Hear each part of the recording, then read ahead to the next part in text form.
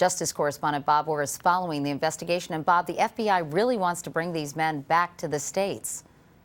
Yes, Katie, they do. But so far, the FBI has only been able to briefly talk to the Muslim Americans and read them their rights. They've not yet been charged, but Pakistan also is not ready to send them home.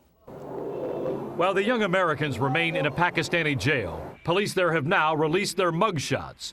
5 college-age students who police say were intent on joining up with Taliban and al-Qaeda fighters. They were here for jihad. We suppose that they were here for some very bad activities. CBS News has obtained this Pakistan police interrogation report, which contains the men's passport information and pictures of laptops and mobile phones confiscated when they were arrested in this house. Seized computer files suggest the group had reached out to a terrorist operative through the internet. Once again, the Taliban is warning more bombings should be expected.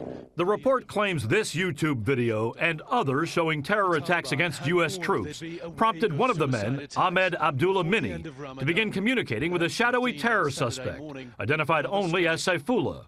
Pakistan police say in an effort to avoid detection, the men did not use email.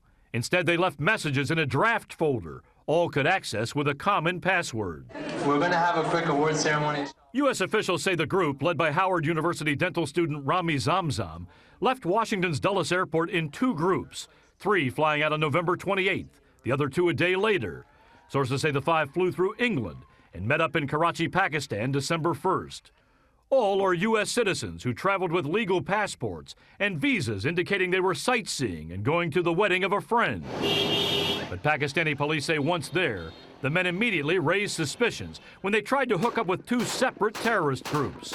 They were not successful, turned away as Westerners who did not speak the local language.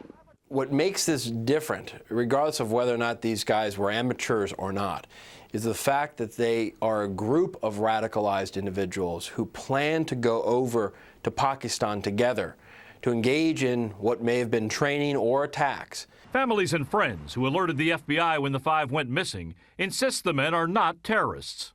I have always known these kids as fun-loving, career-focused children. Mustafa Mariam is the youth counselor at a Virginia mosque the men attended.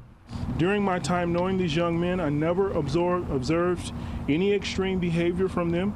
I never became suspicious that they were planning to do harm to anyone else. Now, if Pakistan does not press charges, the men likely will be returned to the U.S. Then the FBI will have to decide if they committed some kind of crime. Katie? Bob Orr in Washington. Bob, thank you.